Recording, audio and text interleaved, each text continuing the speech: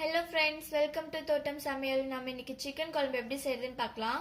அதுக்கு நான் இன்னைக்கு 1/2 கிலோ chicken எடுத்துர்க்கேன். 2 தக்காளி குட்டி குட்டியா கட் பண்ணி வச்சிருக்கேன். 2 பெரிய வெங்காயம் குட்டி குட்டியா கட் பண்ணி வச்சிருக்கேன். 1/2 கப் தேங்காய் பால் எடுத்துர்க்கேன். ஒரு பிரியாணி இலை, 1 இன்ச் பட்டை, ஒரு பச்சை மிளகாய் எடுத்துர்க்கேன். உங்களுக்கு இன்னும் காரம் வேணும்னா இன்னும் 2 பச்சை மிளகாய் சேர்த்துக்கோங்க. 1 டேபிள்ஸ்பூன் சிக்கன் மசாலா எடுத்துர்க்கேன். 1 டேபிள்ஸ்பூன் மிளகாய் தூள் எடுத்துர்க்கேன். 1 டீஸ்பூன் மல்லித்தூள் எடுத்துர்க்கேன். 1/2 டீஸ்பூன் மஞ்சள் தூள் எடுத்துர்க்கேன். தேவையான அளவு உப்பு. இப்போ எப்படி செய்யறதுன்னு பார்க்கலாம். இப்போ குக்கரில் எண்ணெய் சூடானதும் நம்ம வச்சிருக்க ஒரு பிரியாணி இலை, 1 இன்ச் பட்டை, ஒரு பச்சை மிளகாய் போட்டுட்டு ஒரு வாட்டி நல்லா கலந்துட்டு நம்ம வச்சிருக்க ஒரு வெங்காயத்தையும் சேர்த்துக்கலாம்.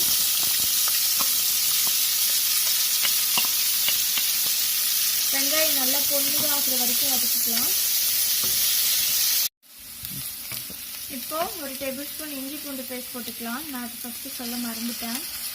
இப்போ போட்டுட்டு நல்லா கலந்து விட்டுருங்க. நல்லா கலந்துட்டு நம்ம வச்சுருக்க 2 தக்காளியும் சேர்த்துக்கலாம்.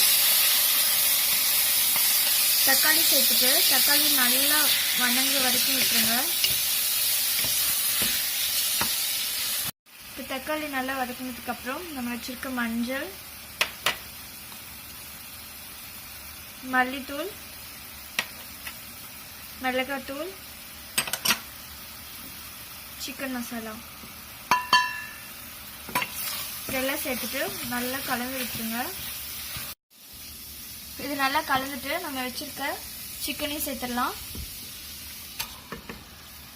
சிக்கன் சேர்த்துட்டு மசாலா கூட நல்லா மிக்ஸ் ஆகுற மாதிரி நல்லா கலந்து விட்டுருங்க.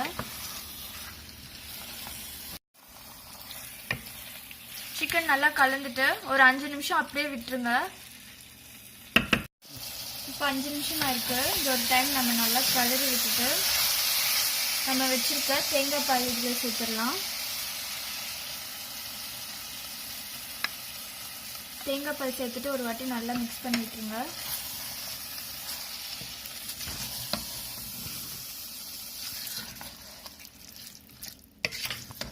மிக்ஸ் பண்ணிட்டு உங்களுக்கு எவ்வளோ தண்ணி வேணுமோ அவ்வளோ தண்ணி ஊற்றிக்கோங்க. தண்ணி ரொம்ப குழம்பாட்ட வேணும் அப்படின்னா கொஞ்சமாக ஊற்றிக்கோங்க. ரொம்ப தண்ணியாட்ட வேணும்னா கொஞ்சம் அதிகமாக சேர்த்துக்கோங்க.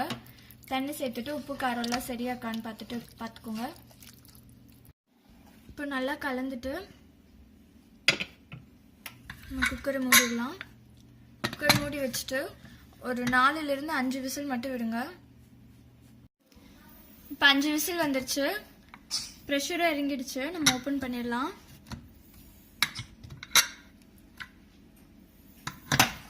பாருங்க, எண்ணெயெல்லாம் பிரிஞ்சு சூப்பராக வந்திருக்கு. இப்போ நம்ம இதை ஒரு பாத்திரத்தில் மாற்றி வச்சிடலாம்.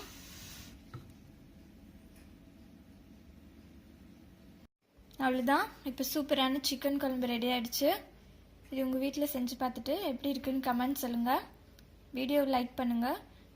சேனலை மறக்காமல் சப்ஸ்கிரைப் பண்ணுங்கள். தேங்க்யூ.